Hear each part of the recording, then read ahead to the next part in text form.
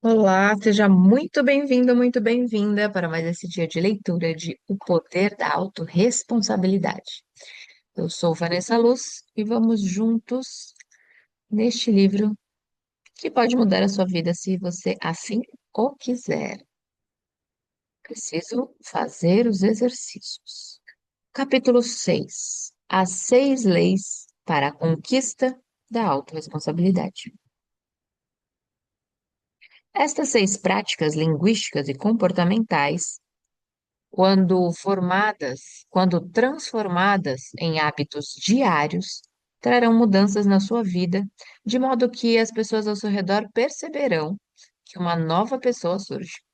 Você verá novas oportunidades e possibilidades batendo a porta. Muito boas acontecerão. Então, perceberá que a mágica da autorresponsabilidade chegou. 1. Se é para criticar, cale-se. 2. Se é para reclamar, dê sugestão. 3. Se é para buscar culpados, busque uma solução. 4. Se é para se fazer de vítima, faça-se de vencedor. 5. Se é para justificar seus erros, aprenda com eles. 6. Se é para julgar as pessoas, julgue apenas suas atitudes e comportamentos. A seguir, vamos entender melhor cada uma delas. Lei número 1. Se é para criticar, cale-se. No dicionário da língua portuguesa, criticar significa examinar com critério, notando a perfeição ou os defeitos. Mas significa também falar mal ou censurar algo ou alguém. Por favor, não me venha dizer que as suas críticas são construtivas e que o objetivo real é ajudar o outro. Eu nunca vi em toda a minha vida alguém criticando o outro pensando sinceramente em ajudar. Como você se sente quando alguém te olha e, com um tom de quem sabe mais do que você sobre o assunto, diz: Olha, vou fazer uma crítica construtiva, mas é para o seu bem. Bastam essas duas palavras, crítica e construtiva, serem pronunciadas que o semblante cai, o olhar baixa e a pessoa se prepara para a bordoada que está por vir. Se o foco e a intenção fossem de fato positivos, ela não faria uma crítica. Ela se calaria ou daria uma ideia, diria algo em que o foco fosse o acerto, não o erro. Algo que colocasse o ouvinte para cima, não para baixo. Se você é daqueles que adoram criticar e analisar tudo e continua achando a crítica um mal necessário, experimente, em vez de fazer a crítica, dar uma sugestão ou ideia. Você verá que os resultados obtidos serão muito maiores. E as pessoas farão questão de sua companhia e orientação, algo que não acontece com os que gostam de criticar. Lembre-se, é muito fácil criticar. É muito cômodo falar do cisco nos olhos dos outros. Porém, isso impede de vermos a trave dos nossos olhos. Quando paramos de criticar, nosso foco passa a ser a solução e não o problema. Nosso subconsciente passa a se responsabilizar pelos acontecimentos e, de forma mágica e inconsciente, as decisões e atitudes se tornam mais acertadas, proativas, maduras e, finalmente, mais produtivas. Lei número 2. Se é para reclamar, dê sugestão. A definição da palavra reclamar é muito clara e não dá margem para outra interpretação. Reclamar é exigir para si, reivindicar, e em outra abordagem significa também queixar-se, protestar e lamuriar. Infelizmente, existem pessoas pautando suas vidas em reclamações e cobranças desenfreadas, criando para si uma existência pobre e carente. Na Bíblia, há diversos relatos do poder das palavras proferidas, e muitos cristãos continuam com uma total imprudência verbal, usando palavras de reclamação e lamúria como uma faca sem pegadura, que quanto mais tentam usar, mais se ferem. Em 1 Coríntios 10:10 é dito que não se lamentem e lamuriem como fazem alguns, pois estes foram destruídos pelas mãos do anjo destruidor. A única coisa real que se consegue com a reclamação e a lamentação é provar a incapacidade do outro, deixando claro que quem reclama é, na teoria, superior e mais capaz. Outra dentre centenas de passagens bíblicas que falam sobre o perigo de se proferir palavras contaminadoras está em Efésios 4:29. Diz assim: Não saia de vossa boca nenhuma palavra torpe, suja, contaminadora, e sim unicamente a que for boa para edificação, conforme a necessidade, e assim transmita graça aos que ouvem. Veja bem, esta passagem diz para falarmos apenas palavras que edifiquem, conforme a necessidade de quem ouve, e não para satisfazer o ego de quem fala. De certo, a característica mais forte e perigosa da reclamação é a fuga da autorresponsabilidade, é se eximir dos acontecimentos, é olhar o que acontece consigo e ao seu redor como se não tivesse nenhum poder ou influência, é tirar o foco das coisas erradas e indesejadas de si e colocar nos outros ou nas circunstâncias. É se fartar na reclamação, eximindo-se de agir. É sentar e observar o circo pegar fogo, em vez de concentrar esforços na solução. Ou agimos com interesse na solução, ou reclamamos e colocamos nossa força e poder no problema. Os vitoriosos não perdem tempo reclamando e focando o problema. Eles focam na solução e nas possibilidades. Isso não quer dizer que as pessoas equilibradas e autorresponsáveis não confrontam os outros com a verdade. Não impede que olhem nos olhos de seu filho e, sem reclamar, digam o que esperam dele e que esse caminho não será de felicidade. Não reclamar não significa se calar diante de um erro ou mau desempenho e fingir que não viu. É fundamental para o sucesso das 6 leis que você possa confrontar os outros com a verdade, dizer-lhe suas expectativas e o que de fato ela realizou, falando muito mais de fatos e dados do que de sentimentos. Muitos usam a reclamação como uma forma de chamar a atenção. Já as pessoas plenas, realizadas e realizadoras optam por olhar e se deter prioritariamente aos pontos fortes, pois sabem que palavras são sementes adubadas, e quando nos detemos mais nos problemas e erros, são essas sementes que vão florescer. Mas, quando nos detemos nas soluções e possibilidades, são estas que florescerão. E muitas vezes as possibilidades florescem a ponto de os problemas se tornarem irrelevantes. Porém, como tudo na vida, a qualidade das palavras proferidas é uma opção. Se serão palavras de críticas e cobranças ou se serão elogios. Exerça o livre-arbítrio e fale bem com prudência. Lei número 3. Se é para buscar culpados, busque a solução. Como a crítica, a busca pelos culpados é uma maneira simples e rápida de se desresponsabilizar pelo mundo em que se vive, pelos acontecimentos, pelos fatos e pelos resultados obtidos. É muito fácil olharmos para os erros dos outros, porém, é difícil percebermos os nossos. A nível neural, isso é um grande perigo, pois o hemisfério direito, que é o lado realizador do nosso cérebro, ao receber a mensagem de que o resultado insatisfatório obtido foi por culpa dos outros, cria o seguinte diálogo interno: por que mudar e fazer diferente se o resultado negativo foi culpa do outro? Dessa maneira, a pessoa continua a repetir os mesmos erros sem aprender com eles. Afinal, Se são os outros os responsáveis por tudo isso estar assim, por que eu deveria mudar? Os outros que mudem. Por que mudar se os políticos que são corruptos? Por que mudar se o meu professor que é ruim? Por que mudar se o problema é minha esposa, que é crítica e reclama de tudo? Por que mudar se o problema é a minha equipe, que é desmotivada e não corre atrás das vendas?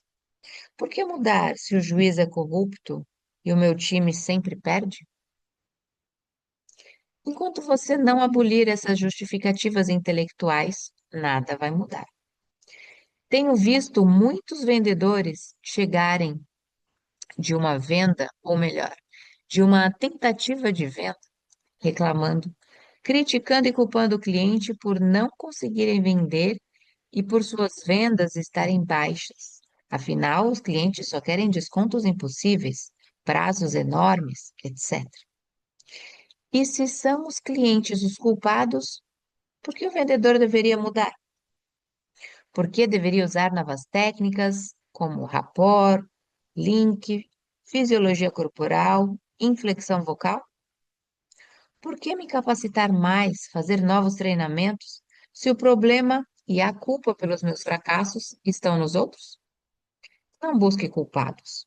Busque solução e aliados, parceiros de uma aprendizagem eterna. Lei número 4. Se é para se fazer de vítima, faça-se de vencedor.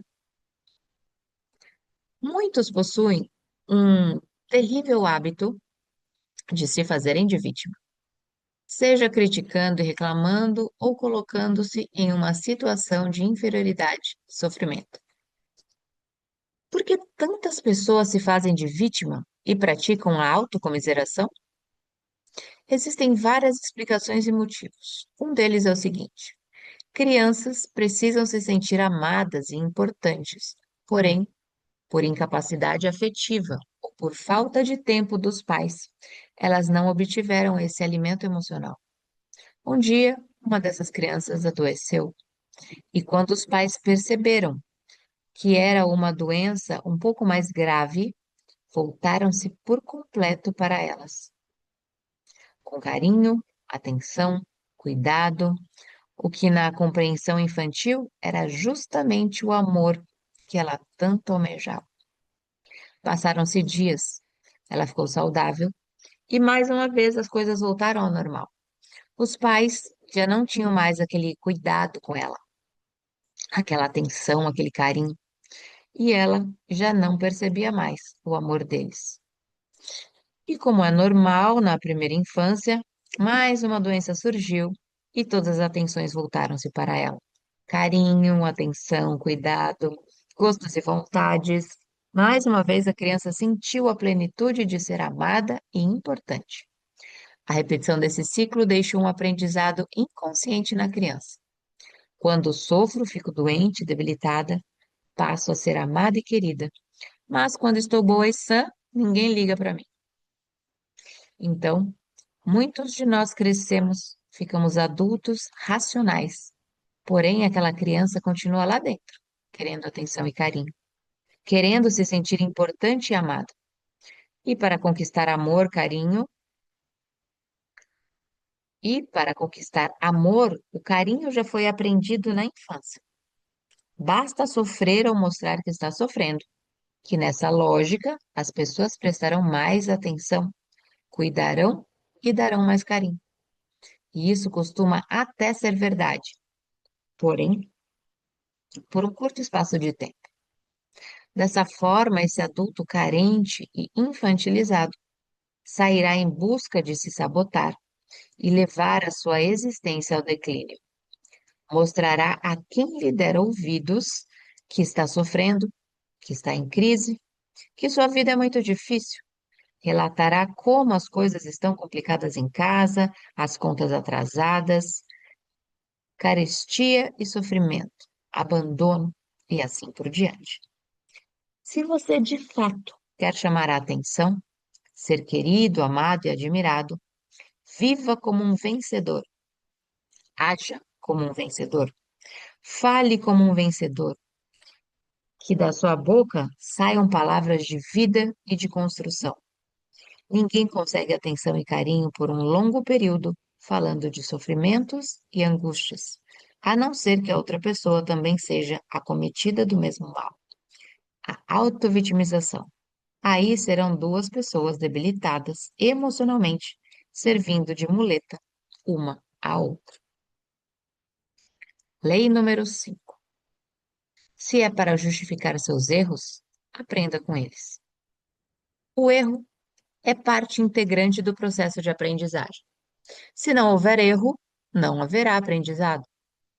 Muitas pessoas, já debilitadas emocionalmente e acostumadas a ser criticadas e até mesmo humilhadas, ao errar, foram inconscientemente programadas para negar e fugir de seus erros, evitando tanto quanto possível reconhecê-los e, assim, evitando se sentir mais uma vez diminuídas e invalidadas. Para nos livrarmos desse terrível hábito, é necessário adquirirmos uma nova crença. Não existem erros, apenas resultados. Quem tem sucesso traz esse pressuposto da programação neurolinguística arraigado em suas vidas, em suas atitudes. Pessoas realizadas e autorresponsáveis acreditam de fato que tudo de ruim que lhes acontece não são erros, muito menos fracassos. São efeitos, são resultados. E para não colher os mesmos resultados, basta fazer diferente na próxima vez. Einstein dizia: loucura é continuar fazendo a mesma coisa e esperar resultados diferentes. Todos alcançam algum tipo de resultado. Se estou gordo, não preciso entender como frustrante ou fracasso. Posso entender como resultado da minha maneira de viver e de me alimentar. Se quero outro resultado, basta mudar, encontrar outra maneira de me ver, viver e me alimentar. Se as vendas este mês foram insatisfatórias, isso não precisa ser encarado como uma derrota, pois, se assim for, você ficará debilitado, desmotivado e provavelmente será ainda pior no mês seguinte. Você pode encarar os resultados fracos como um aprendizado, uma maneira de como não agir em relação às vendas. Se você não prospectou, mude e prospecte novos clientes. Se não usou técnicas de vendas, use-as. Se sua fisiologia corporal não foi tão atraente, eleve os ombros, coloque um belo sorriso no rosto. Enfim, aprenda com tudo e com todos. Mude a si mesmo na busca de novos e melhores resultados. Lei número 6. Se é para julgar as pessoas, julgue apenas suas atitudes e comportamentos. Quando alguém nos ofende, a reação normal, na maioria, é se magoar e entender a ofensa como algo pessoal e direto. Quando alguém nos fecha no trânsito, o mais comum é xingar, reclamar e até mandar sinais agressivos e obscenos, entendendo aquilo como algo proposital e pessoal, algo que o suposto barbeiro fez diretamente contra nós. Essa maneira de levar a vida é muito pesada e nada produtiva. É como dar força e poder a alguém que não deveria ter força nem poder sobre a sua vida. É deixar um desconhecido mandar nos seus sentimentos e emoções. O autorresponsável não julga o outro, mas sim a atitude dele. Seu diálogo interno é mais ou menos assim: que barbeiragem aquela pessoa fez, podia até causar um acidente. Já alguém com um nível baixo de autorresponsabilidade diria, aliás, gritaria: ei, seu irresponsável, está querendo me matar? Seu cretino imbecil. Comprou a carteira onde? E dali sairia irritado e zangado, tendo as próximas horas influenciadas negativamente por aquele que cometeu uma barbeiragem. Se agredir com palavras funcionasse, não teríamos mais barbeiros no trânsito. Em vez de julgar e condenar as pessoas ao seu redor, tente julgar e compreender as atitudes delas. E assim, compreender que aqueles que cometem barbeiragem podem talvez ser indivíduos maravilhosos, que aqueles que nos magoam podem um dia ser nossos melhores aliados, que aqueles que não são tão verdadeiros conosco podem, no futuro, ser nossos protetores. E, se cada um de nós, em vez de procurar erros e falhas nos outros, procurasse em si, o mundo poderia ser muito melhor, com menos barbeiros, com menos ofensa, com mais verdade. Como diz nas Sagradas Escrituras, com a mesma moeda que julgas, será julgado. Ou ainda, conforme outra passagem, só Deus pode julgar os vivos e os mortos. A nós nos compete julgar as atitudes e ações, e de preferência, começando por julgar as nossas próprias. Sábio é o homem que chega a ter consciência da sua ignorância. Barão de Itararé. Chegamos ao fim do capítulo 6. Se você nos acompanhou até aqui e ainda não está inscrito no canal, aproveite agora, se inscreva, ative o sininho para receber cada novo vídeo e não deixe de ler a descrição desse vídeo. Ela te levará a um pensamento e, quem sabe, um comentário. Eu sou Vanessa Luz, um beijo no seu coração e nos encontramos por aqui numa próxima leitura. Até mais.